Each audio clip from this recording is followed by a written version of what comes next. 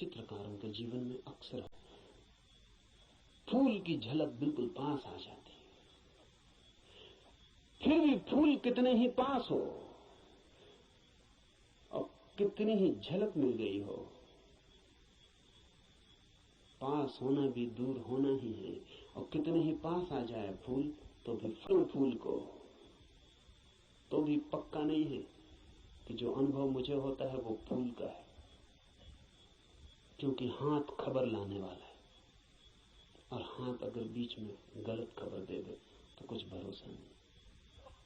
और हाथ सही ही खबर देगा, इसको मानने का कोई कारण कम और हाथ के संबंध में ज्यादा होती।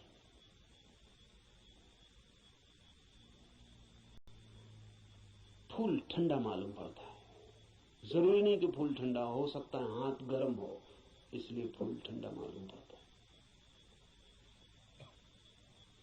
खबर हाथ के संबंध की खबर जब भी किसी माध्यम से आती तो सापेक्ष होती है, पक्का नहीं हुआ जा सकता।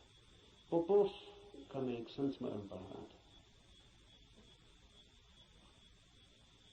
पोपोफ एक साधिका थी और गहरी साधिका थी, और पियोत्र दिमित्रोविच ऑस्पेंस्की के पास साधना करता था। एक दिन बैठी थी पास, एक सज्जन ने आके ऑस्पेंस्की से पूछा कि ईश्वर है या नहीं, है या नहीं। तो ऑस्पेंस्की ने कहा कि ईश्वर नहीं। फिर ऑस्पेंस्की थोड़ी देर रुका और उसने कहा कि लेकिन मैं कोई गारंटी भी नहीं कर सकता,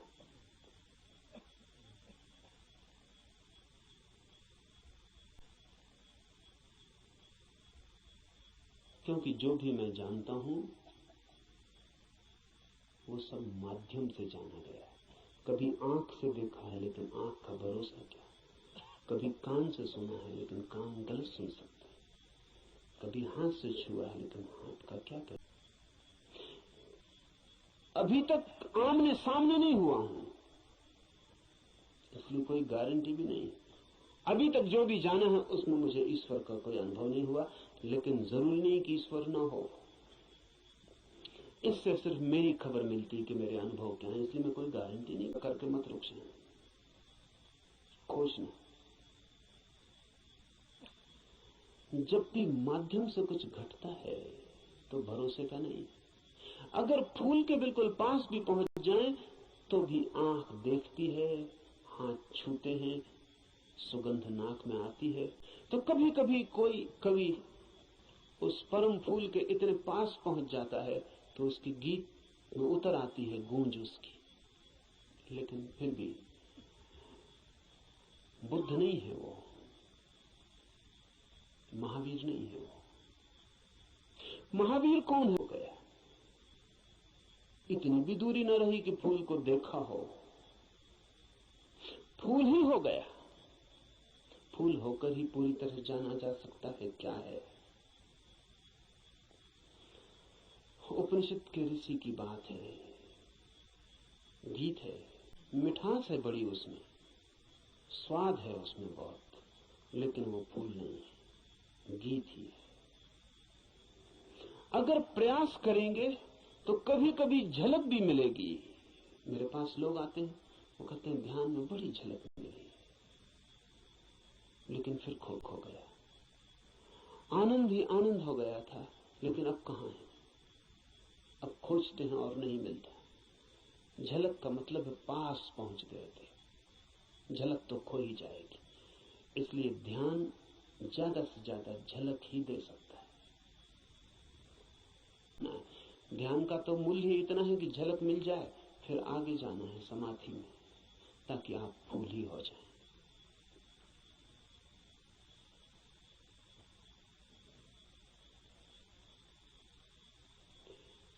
ध्यान में है झलक, समाधि में है हो जाना। झलक समाधि में है हो जाना।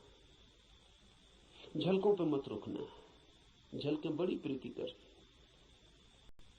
सारा जगत बासा मालूम पड़ने लगता है। एक झलक ध्यान में मिल जाए उस जीवंत की, फूल की, उस खिलावट की जो भीतर है तो सारा जगत फीका है।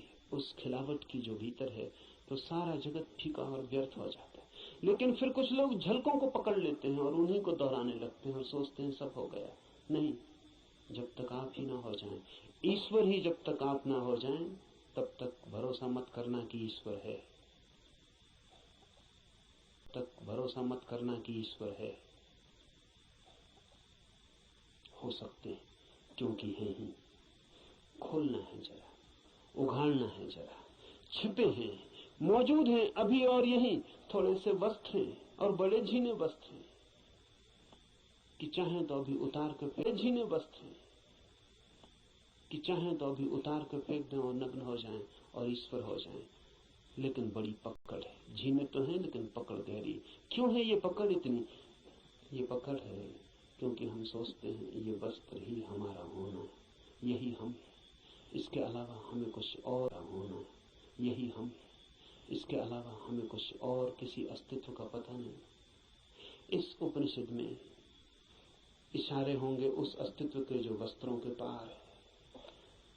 और इस उपनिषद के साथ साथ हम करेंगे ध्यान ताकि मिले झलक, और आशा बांधेंगे ताकि मिले झलक, और आशा बांधेंगे समाधि की ताकि हम भी हो जाएं वही जिसे हुए बिना न कोई संतोष है, न कोई शांति है, न कोई सत्य है। उपनिषद शुरू होता है, उपनिषद शुरू होता है प्रार्थना से। प्रार्थना है समस्त जगत से। सूर्य कल्याणकारी हो, वरुण, अर्यमा, इंद्र और बृहस्पति, अर्यमा, इंद्र और बृहस्पति, विष्णु कल्याणकारी हो, उस ब्रह्म को नमस्कार हो। हे वायु, तुम्हारे लिए नमस्कार, क्योंकि तुम प्रत्यक्ष ब्रह्म हो, क्योंकि तुम प्रत्यक्ष ब्रह्म हो। मैं तुम्हें ही प्रत्यक्ष ब्रह्म कहूंगा। सत्य और ऋत वे सब मेरी रक्षा करें, आचार्य की भी। इस प्रार्थना से शुरू होता है।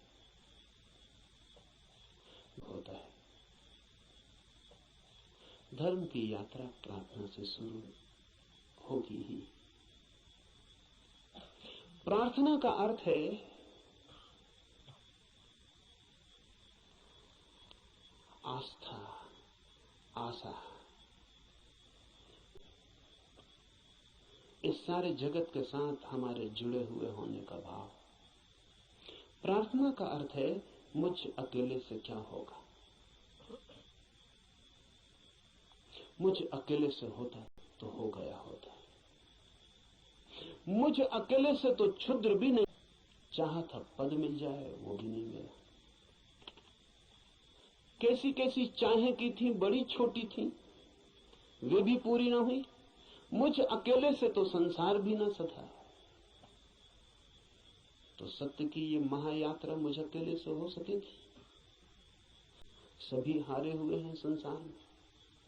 जो जीते हुए दिखाई पड़ते हैं वे भी बस वे दूसरों को जीते हुए दिखाई पड़ते हैं, खुद तो बिल्कुल हारे हुए।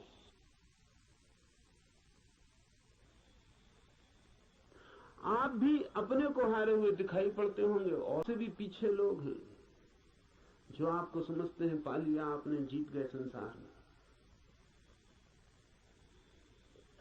लेकिन भीतर से अगर हम आदमी को देखें तो एक एक आदमी हारा हुआ है। संसार पराजय की लंबी कथा है, वहां जीत होती ही नहीं। वहां जीत हार ही नियति है, किसी की नहीं, किसी व्यक्ति की नहीं। संसार में होने की नियति ही हार है। वहां हारना ही होगा। वहां कोई कभी जीतता नहीं। वहां हम नहीं जीत पाए जहां क्षुद्र था, स्वप्न था। शंकर कहते हैं माया है। वो माया में भी भ्रम था, वहां भी तो जीत ना पाए। जब भ्रम में भी हार गए, सपने में भी न जीते, तो यथार्थ में, सत्य में अकेले से क्या होगा। प्रार्थना का अर्थ है संसार में पराजित हुए व्यक्ति का यह अनुभव कि जन्मों जन्मों तक चेष्टा करके मैं हार दूं। इसलिए प्रार्थना, इसलिए सारे जगत को पुकारा है ऋषि ने कि मुझे साथ देना। सूर्य को पुकारा है, वरुण को पुकारा।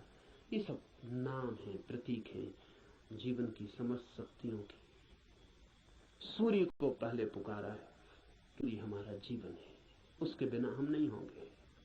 हमारे भीतर सूर्य ही जीता है, जलता है। उधर सूर्य बुझ जाए, यहां हम बुझ जाए। सूर्य ही हमारा प्राण है, इसलिए पुकारा। कहा वायु को नमस्कार है, कहा वायु को नमस्कार है। विशेष रूप से वायु को नमस्कार कहा है इस प्रार्थना में, क्योंकि तुम प्रत्यक्ष ब्रह्म हो। अजीब सी बात है, थोड़ा सोचे। बड़े मजे की बात है, बड़े मजे की बात है, क्योंकि वायु है बिल्कुल अप्रत्यक्ष और सब चीजें प्रत्यक्ष। सूर्य को कहा होता प्रत्यक्ष ब्रह्म हो, जीते जागते जलते प्रखर, समझ में आता। सूर्य को नहीं कहा प्रत्यक्ष ब्रह्म, सूर्य को नहीं कहा प्रत्यक्ष ब्रह्म, कहा वायु को जो बिल्कुल दिखाई पड़ती नहीं, बिल्कुल अप्रत्यक्ष। कहां है प्रत्यक्ष वायु? सिर्फ अनुमान है कि है, लगता है कि है, भासता है कि है, दिखाई तो पड़ती नहीं। आंख के सामने कहां है? प्रत्यक्ष का मतलब है आंख। आंख के सामने वायु बिल्कुल नहीं है। पत्थर पहाड़ सब आंख के सामने, वायु नहीं। लेकिन ऋषि कहता है हे वायु नमस्कार तुम्हें, क्योंकि तुम प्रत्यक्ष ब्रह्म हो। इसलिए कहा। और आंख को दिखाई नहीं पड़ती, फिर भी आंख को छू रही है प्रतिपल। ऐसा ही परम सत्य है, दिखाई नहीं पड़ता, छू रहा है प्रतिपल। वायु दिखाई नहीं पड़ती क्योंकि हमारे पास देखने वाली आंख। वायु तो यहां है, वायु के बिना तो हम भी नहीं हो सकते। वही तो हमारी श्वास में हमें संभाले, उसका ही आवागमन तो हमारा सारा जीवन है, जो इतने निकट है। श्वास है जो हमारी, वो भी दिखाई नहीं पड़ती क्योंकि हमारे पास दिखाई नहीं पड़ती क्योंकि हमारे पास आंखें बड़ी स्थूल है। तो हम जो बहुत मोटा मोटा है, स्थूल स्थूल है, वो देख लेते हैं। जो सूक्ष्म है वो हमें दिखाई नहीं पड़ता। वायु सूक्ष्मतम है, हमारे सामने मौजूद है, भीतर मौजूद है, बाहर मौजूद है, रोए रोए में मौजूद है और दिखाई नहीं पड़ती। बाहर मौजूद है, रोए रोए में मौजूद है और दिखाई नहीं पड़ती। इसलिए कहा कि तुम प्रत्यक्ष ब्रह्म हो, तुम ठीक ब्रह्म जैसी हो। वो भी यहाँ मौजूद है और दिखाई नहीं पड़ता। और रोए रोए में वही समाया है, रोआ रोआ वही है और फिर भी उसका कोई पता नहीं चलता।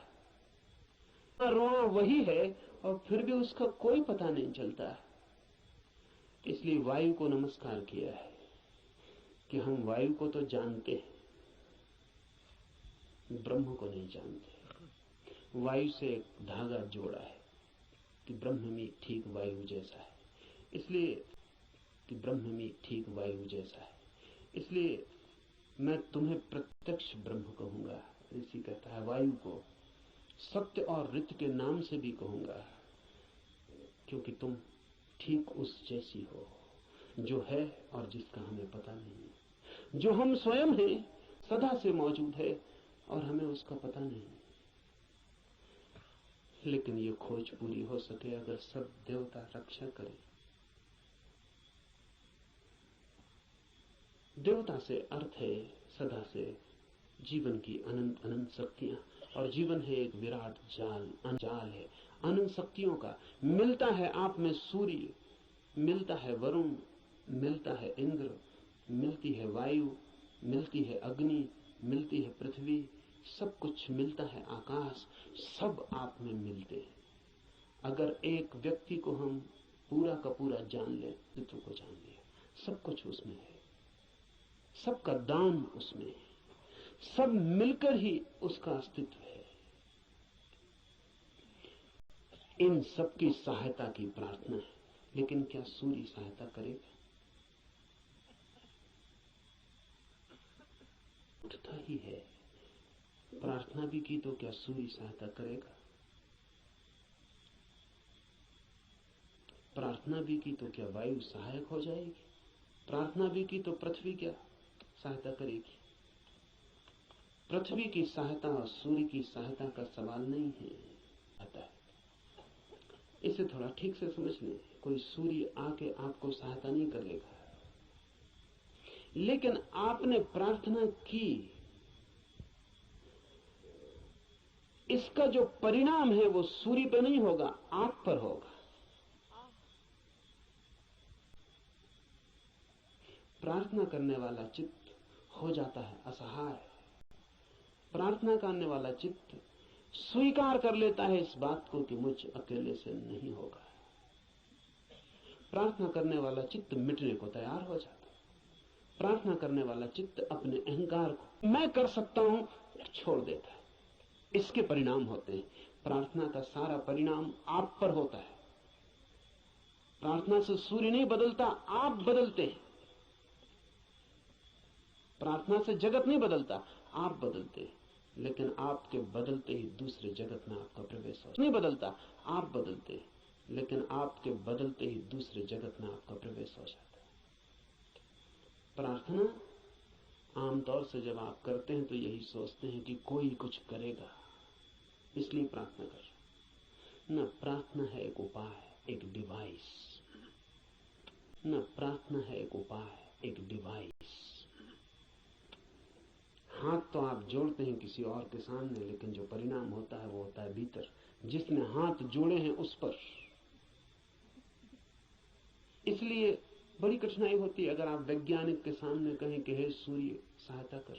नहीं होती अगर आप वैज्ञानिक के सामने कहें कि हे सूर्य सहायता कर, तो कहेगा मूर्खता की बात है।